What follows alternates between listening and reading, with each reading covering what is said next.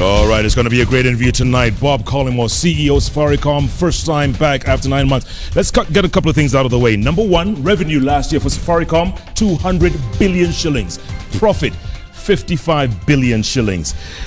If Safaricom was to sell this company to someone today, it would be worth 10 billion US. No wonder they paid, my guest today, 196 million shillings last year. Good Lord. We'll get to that in a moment.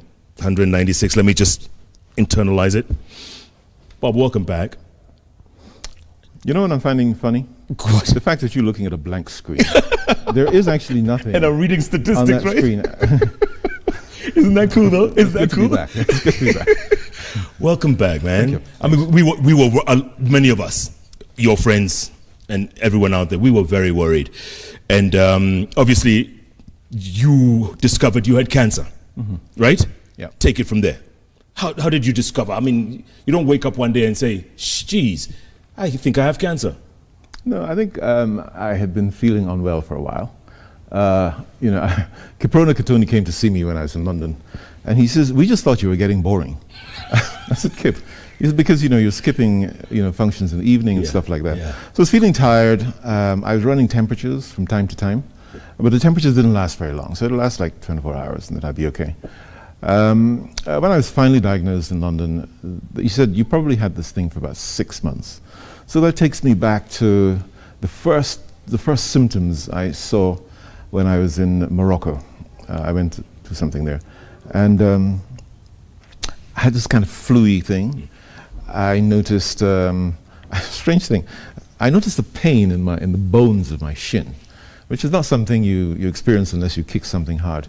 And so eventually I was in Chamonix, and I had the shakes. I was really like this one evening, and my wife on board said, I think you've got malaria, because she's really, really good at self-diagnosis. So she called her mom. I know I'm going to get into serious trouble when I get home tonight. She called her mom, and her mom said, yeah, it's probably malaria. Go get some medications. But anyway, I finally went to a doctor back here in Nairobi who said, I think you're vitamin D deficient. Here are some supplements. I said, okay, let me go see a proper doctor. So I went to Dr. Silverstein at Nairobi, and he ran a series of tests. He said, because I don't know. So he did about 30, I remember the number now, 30 different blood tests. I know that because it cost me $1,000 just for the test, and I had to pay there. You know what Nairobi Yeah, correct. And he said, look, I don't know what the problem is, but I need some more tests, so I need to admit you as soon as I can. It's actually the first time I'd ever been admitted in hospital. And so I went in on the Monday, and he said, I need to do a bone marrow aspirate. I didn't know what that was. I said, sure. I said, it sounds painful. He said, that'd be fine. And so they actually take some bone marrow out, and they test it. And he said, okay, so I think you have a problem with your blood. I'm not the expert on the subject, so I want to refer you to an expert, but I need to get you out of here pretty soon. And I said, well, sure. I mean, I've got the elections are coming up, and that was a fairly noisy time. And then I've got the year end coming up the week after that, so I'll go soon after that. He says, no, I'd like you to go like tonight, if I can. So then you start to think, well, maybe this is a little bit serious.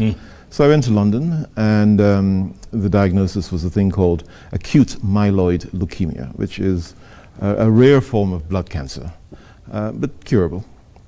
So I met a fantastic hematologist there, Donald. And so Donald talked me through it, and he says, look, I think the thing with this disease is that it's a little bit late onset, and usually people are not fit enough to go through the regime that I'm going to put you through. He says, I think you're fine, your heart is fine, your lung is fine, your kidneys are fine, the liver is fine. So I think we'll put you through this, but it's going to be a little harsh. I said, look, how long is it going to take?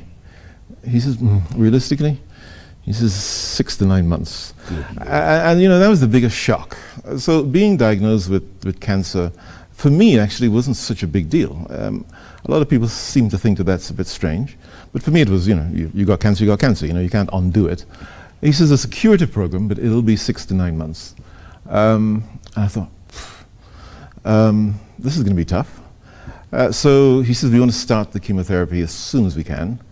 which is in the next couple of days or so.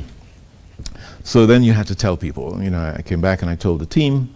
Well, I came back, I called the team and told them, and then we start to put stuff in place.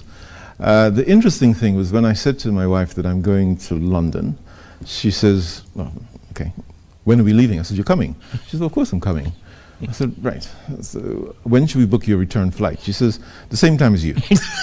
I said, well, we don't know how long it's going to take. And I honestly, I thought it was going to take at that time maybe 8 weeks or so. So she says, no, I'm coming. I said, what about everything here? She says, we'll fix that.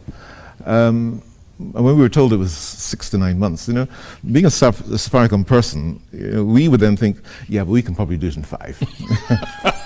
In half that time, yeah. So it actually turned out to be 9 months and 2 weeks. So acute myeloid leukemia. Yeah. Which means what? Bone marrow So what it means is that the a bit of an expert on the subject now. Yeah. It means that you know, your cells in the blood, they start out as stem cells, and then they grow and they become what they call blast cells, and from there they either turn into red cells or white cells. And what was happening is that they weren't moving from being blast cells; they were just staying like that. So my white cells weren't being produced. And if your white cells are not being produced, then you can't fight infections. And this is why I was getting this kind of shakes in temperature. So the first thing you have to do is you have to get rid of the blast cells, which are the cancerous cells. So they put you through 2 cycles of chemotherapy.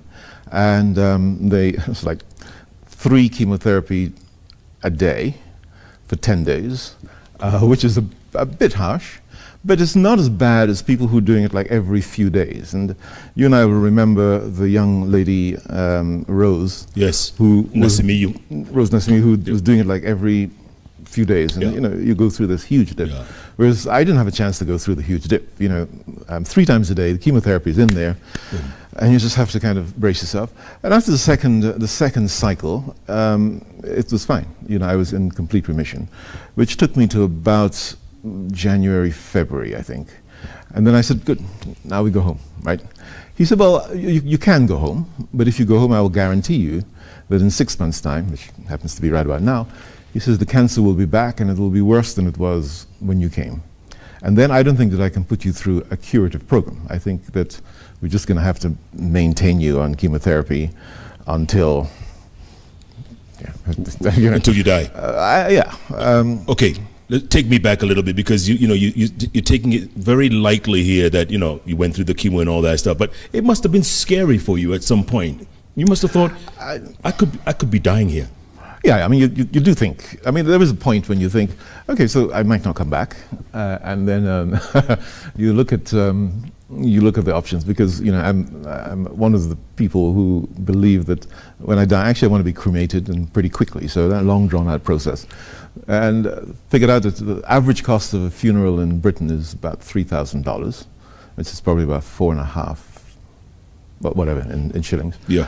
So I kind of figured that out and decided that I really must get my affairs in order. Now, a colleague of mine, just before I was diagnosed, Barak came to see me, and he was diagnosed with stage 4 lymphoma. And, you know, being a CEO, I kind of give advice. And I said, okay, Barak, so I don't actually know anyone who's died of lymphoma, which is true, because Rose had lymphoma. And she was fine. My sister had lymphatic cancer, and she was fine. So I said to Barak, you'll be good, but make sure that you put your affairs in order, knowing damn well that I didn't have my own affairs in order. So that was something which I had to do fairly quickly. But for sure, I mean, at some point, because it's a terrible word, and everybody who's told that they've got cancer responds in a very different way. And you know, my hematologist said to me, you know, how did you feel when you were first told? Yeah. I said, well, Panos, you know, psychologically, I'm probably a little bit deformed, because I was okay. You know, you've got leukemia. I said, what really upset me was when you guys told me 2 things. The first one is you said it's going to take 9 months, and I thought, are you crazy? You know, there's a company to be managed back home, and there's a family and stuff. I said that was the first thing which really upset me. And the second thing is when you told me that post transplant I would have an extremely high chance of a relapse. Yeah. I said I've kind of come to terms with that now, and you know the science is really working pretty well. But being diagnosed with leukemia I wasn't upset about it. somehow it kind of expected it. Is it hereditary in your family? Or I mean, you're 60, right? Why do you have to tell everybody I'm 60? So I look 45. Yeah, okay, you're 40. Yeah, I'm 60. So, and it appears now late in life, Bob. I mean, is it in your family? Do you have? It usually occurs a little bit later. Yeah. This AML occurs usually at about 65. So I contracted a little bit early. It's not a hereditary thing. Nobody's quite sure why it happens. Yeah. Had you not been diagnosed early, could this have killed you? Yeah. It would have killed me, not could. It would have killed me. Because AML becomes fatal within weeks or months. And you can see over the 6 months since April last year, which incidentally was when, you know, Hugh Masekela, I was with Hugh again in Marrakesh, and that was when he was re-diagnosed. It was the last time I saw him. So it would have killed me by Christmas for sure. I'd have been ex-CEO, the late CEO. God, and he's laughing. Okay, if you hadn't been CEO of Safaricom, would you have gotten the kind of medical care that you did? You know, flying out, getting that care. I'm sure it cost a hell of a lot of money. If you hadn't been Bob Collymore, CEO of Safaricom? If I hadn't been a Safaricom or a Vodafone employee, it would have been difficult for sure. And one of the things that I reflected on a lot when I was in isolation, because, you know, I spent a lot of time on my own, was what happens to the poor Kenyan who's suffering from this. Number one, they're not going to be diagnosed. No. You know, because you'll just think it's a bit of a fever. And this is always a problem. People don't go to get diagnosed for whatever. One, because they don't have the money for that initial assessment. So there are many people who will be dying here in Kenya and around the world because of the lack of diagnosis, and then because of the lack of care. In Britain, you know, if you look at the National Health Service, I know there's a lot of noise that's made about it, but actually my consultant said to me, he says, if you were living in Britain, I would actually just put you on the National Health Service because you'll get better care than the private care that you're getting now. He says it costs a lot of money, but if you're so coming back to your question, if I wasn't the CEO of Safaricom, if I was just you know, someone who worked in the call center, would I've had the care? The answer is yes, because actually today I have 6 of my colleagues who are undergoing cancer treatment. At Safaricom? At Safaricom, yeah. The colleagues or spouses, because, you know, we cover spouses as well. 2 of them are the spouses of the colleague. And out of that, I think 3 are currently undergoing a stem cell transplant. We can't do it here in Britain, in Kenya, so they're having it done in India. And like me, I mean, the difference with me is mine is high profile. But like me, the company covers it. Sure. And even when the insurance expires, we take it on a case by case, obviously. Yeah. So we cover the cost, the medical costs, we cover the costs of the spouse being there, which is a huge thing. I mean, if you take my own case, you know, I'm fortunate, and you know my wife, a fantastic lady who stuck with me. She went to London, stayed through that miserable winter that we had, and she, you know, she was there every day. And you know, there's a cost attached to that. Yeah. I'm lucky because my mother and my sister are there as well, of course. But so, you know, when we made a big sacrifice, and spouses usually do make a big sacrifice, and you know, we can't underestimate or understate how important that is for the patient. Yeah. So, you know, our colleagues, they get the same treatment. It's just mine is a bit more high profile. And incidentally, you know, there's something I really want to say here, is that I really want to say how grateful I am to the Kenyan media, print, TV, radio, for respecting my privacy on this. And you know, when you asked me to come on the show, I was more than happy to, because, you know, we're very transparent. But, you know, nobody probed. So right. The media just respected. They said, you know, he's gone. We don't know what the matter is, but that's his affair. Yeah. And whatever criticism we can level against the media from time to time, this is one where, you know, you've shown a lot of restraint and respect for me. And, you know, there's some other colleagues, you know, we've got some other corporate leaders who are going through a tough time. Correct. And friends of ours. You've really shown respect. So I want to say thanks for that. You should have read the blogs. Good thing you didn't. Moving along. You know, there's an interesting book. There's an interesting book published by a friend of mine, Vishal Agrawal. He published it recently, called "Give to Get," and he opens with an interesting quote, which kind of stuck with me. And it says, "You know, a lion never loses sleep over what a goat might be dreaming about." And so, you know, when you think about the blogs, you need to think about it in that context. Nice, nice.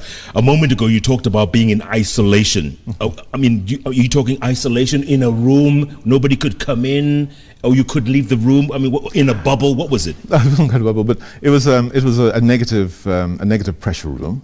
So there was double doors, and you know, one door had to shut before the other one opened. People could come, obviously. I mean, my wife was coming to see me every day or twice a day, but they had to barrier up, so you know, gloves and apron and stuff like that. I was stuck in the room for 7 weeks. In that room? Yeah. Couldn't get out? Couldn't get out, no. But it was okay. You must have been climbing walls. No, I was reading a lot, and I was thinking, and there's nothing wrong with sitting and just thinking. And then I was working, so once I kind of got strong enough, I was being a nuisance to the team back here, so FaceTime, phones, emails. Yeah. Did you read anything good?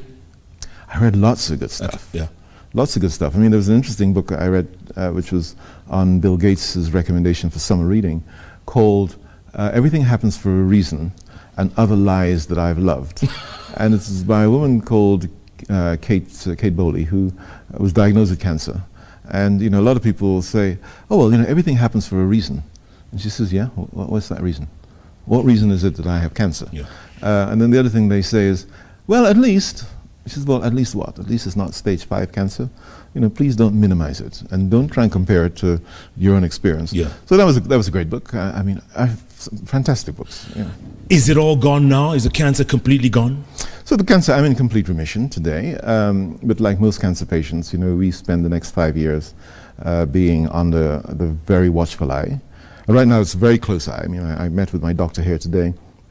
So, you know, she and I will meet once a week, once a fortnight. I'll do regular blood tests. So for the first year, we'll watch how this thing goes. There are some lifestyle changes, which is a little uncomfortable for me, but, you know, I can live with it. So social gatherings I have to stay away from. And, you know, lots of people say, you know, I've got some people over to my home, do you want to come? Social gatherings, parties, buffets, all those things I have to stay, because essentially my immune system is at 0 at the moment. So all of the immunity that I would have built up over the last 60 years has gone, and that has to be rebuilt again. So I become susceptible to mumps, measles, chicken pox, all those things. So I have to stay away from young children, particularly, especially the children whose age, you know, I absolutely adore them. But you know, for a while. And those events you'd loved to attend and partake in, you can't? Particularly with kids, yeah. Good Lord. So I mean, you know, and people need to understand that I'm not actually being offensive. I mean, we've had 2 invitations this weekend, and you can't go. Social guys, and I can't go because you don't know who's got a little infection that they don't even know that they've got it. And if I get it, you know, even if I catch a cold, because everybody kept saying to me, you know, Nairobi's very cold, Bob. You know, you don't want to come back now. And my doctor said, look, you know, you might want to think about that, because if people got colds and flus and you get it, it'll stick around for like 2 weeks. That's 2 months. So you have a flu for 2 months. So try and stay away from those things. And how long will it take to build your immunity? The rest of your life, basically? I think about a year. Oh, okay. About a year before, even I can't even go to Mombasa. I double checked with my doctor today, and she says that I try and avoid it, at least for the next 6 to 8 months, because of the malarial risk in Mombasa. You talked about buffets a moment ago. What's wrong with buffets? Probably the buffets is that the food was cooked, and then there's the risk of it cooling and warming again, and then bacteria and fungus can grow. I mean, especially rice. Rice is a difficult. So there's a bit of a regime in my home at the moment. When the food is ready, you have to eat straight away. Don't allow it to cool and come back up again. No. And buffets, you don't know how long it's been sitting around absolutely, there. So, absolutely. My boss, Washiro Waroro, was asking earlier on, he says, Bob is a fitness fanatic. You know, you wake up, you jog, you walk, you work out, you whatever. So he was asking, did that help? Well, I'm going to take issue with Coach on being called me a fanatic, but it helped enormously. And when I left London, I said to Panos, my consultant, I said, look, so, can I get back into the gym? Because we have, incidentally, I discovered a trick. I discovered the waistcoat trick. And viewers, if you wondered what the waistcoat trick is, it deals with that middle spread. So if you wonder why he's been wearing waistcoats a lot recently, it's the spread. And so we can manage that. No, just because I said you were 60, now you're just revealing everything. And I'm not done yet. But seriously, and he said, look, whatever you were doing before, get back into it. So, since I've been back, I've been getting up at 5:15, getting down to the gym, and working my way back up to it, because you can't do those. So I'm not a fitness fanatic, but I used to go to my gym. I have a gym at home. I used to go to the gym 5 or 6 times a week. And I felt good for it, and I'm feeling good for it now again. And incidentally, this is not there anymore. This is gone. It's just that I bought the waistcoats, so I'm going to wear them now. You look great, man. I can't believe it. But you know what? While you were away, other than the handshake, but while you were away, there must have been at least 10,000 Kenyans who died of cancer. This disease is just, it's decimating families here, huh? And it was always, I'm sure it was always there, but all of a sudden, I don't know if it's lifestyle, diet, whatever it is, but so look, I'm not a doctor, I'm not a cancer specialist, but for sure, more people appear to be dying of cancer now. And the odd thing is that they don't need to die of cancer. I spent time in 2 different cancer units, one at Guy's and the other at Harley Street in Houston. And the cancer for the people who are working there, it's like a cold. I mean, they're like, okay, we'll fix you up and you'll go.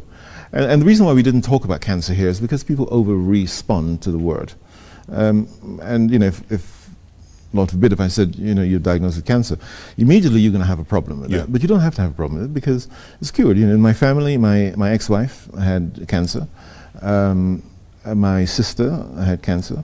And both of them, Claire, my ex-wife, she celebrated her 5th year cancer-free when I was in London. My sister celebrated her 6th year cancer-free. So you don't have to die of cancer. Now, there's a problem with healthcare, because healthcare can never be free. If you just take how long a doctor takes to train, so that can never be free. But we also have a problem with insurance, because people can't afford insurance. And, for the country to provide free healthcare is a challenge. So, people need to find solutions. And don't wait for emergency funding, because if I'd waited for emergency funding, honestly, Jeff, even rich friends like you, it wouldn't have happened. You'd be dead. You'd be dead. Especially if I relied on you. That's 2 down, 2 to go. Okay.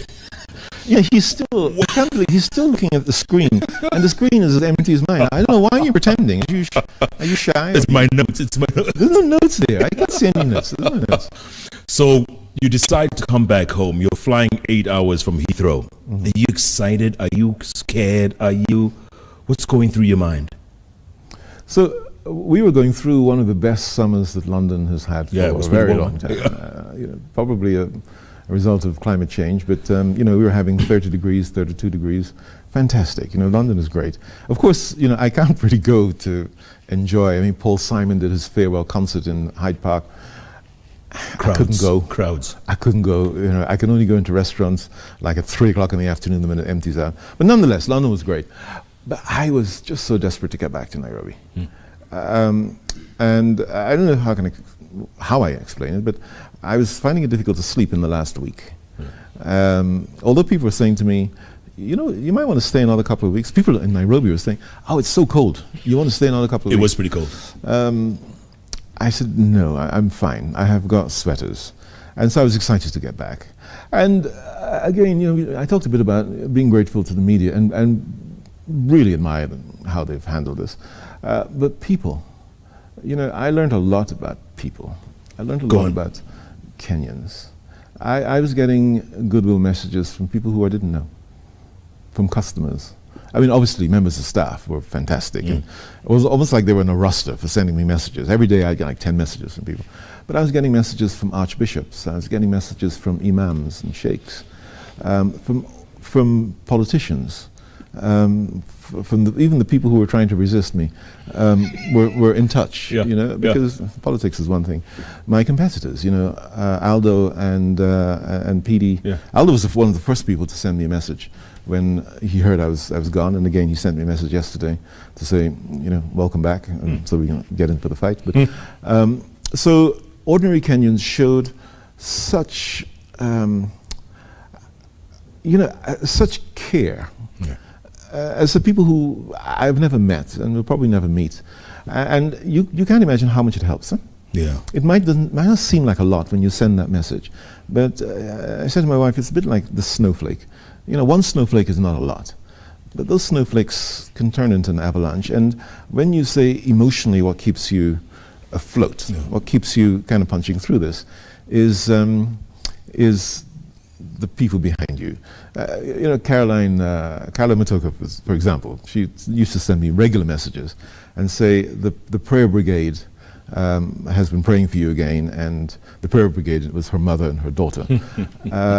And when I think about this phrase, the prayer brigade, I thought, I can't let them down. Because when I look back, there were so many people there. And then you walk into Safaricom House. How the heck can I afford to die and let all these people down? I can't. I mean, so let's just go do it. So you know, a real heartfelt and emotional word of thanks to everybody who sent messages. I mean, it came from all over the world, but particularly from Kenya. And I really felt that I was part of something important here. Yeah, the messages are still coming in. Believe me, Manu Chandaria. Oh, Manu sent me Manu was lovely. Manu sent me Manu, if you are watching. He is watching. We are going to come for tea. It's actually in my to-do list. I can show you. Yeah. Because Manu and your wife, you know, you've been fantastic, and the words of support from Manu. I mean, you know, you take someone like Gideon from Corp Bank. Gideon would send me messages most Sundays. He'd send me long passages from Psalms. And those are the messages which kind of kept you going, as well as the drugs, of course. Yeah. Gideon, the guy who just made 370 million, is it? You know, I don't know what you want to come on to that, but there's an interesting thing about this salary. I think the transparency is good, as you know. Joshua and I went there. Don't pick on Joshua's salary, so. But you know, we were for this transparent thing. But when you look at the number can be a little bit misleading because you know, it's a big salary, so let's not get around that. But you know, it also includes things like deferred bonuses, right? Yeah. And deferred bonuses are often given in shares, and the shares might be worth nothing. You might not even get it if you don't hit certain criteria. So when people do I saw on the way here, someone was working out how much I'm earning per second. A second, yes. Of course, you never get a check for 196 million shillings. I mean, you get your salary, and then you get a bonus based on your performance, and then you get this thing which might or might not happen. But all of that is thrown into this mix that, you know, Gideon and me and Joshua and and the other guys gets. My God. But we'll get over it. I think, you know, I think what's important about this transparency is that, first of all, it's transparent, and now we know. Shareholders know how much they're paying their CEOs. Are you listening to me, or are you reading that? I'm reading something from Maina Kageni. Yeah, tell Maina if he's watching this. Yes, he is. Thanks for not visiting me. In London. In December, Maina says, I'm going to come and visit you, bro. You know what Maina was like? Yeah, I know. I'm going to come visit you. Yeah. He never turned up. Yeah, we were supposed to have a meeting yesterday. So, he didn't show up. Yeah. Maina, you see? He says, I'm going to call you tomorrow morning. He was going to call me yesterday morning. You know, I skipped the gym, you know. So, Maina, when you call, I'm not answering. So don't bother. It says, Ebu, tell that ninja, welcome back. That's Maina, right? Yeah. Good man, great manager, genius, worthy of reward. Yeah, it's a bit too much. It's a bit too much. A bit over the top. But the good man, I'm grateful just for the good man. The good man is nice. Jack Odongo, you know Jack? Mm-hmm.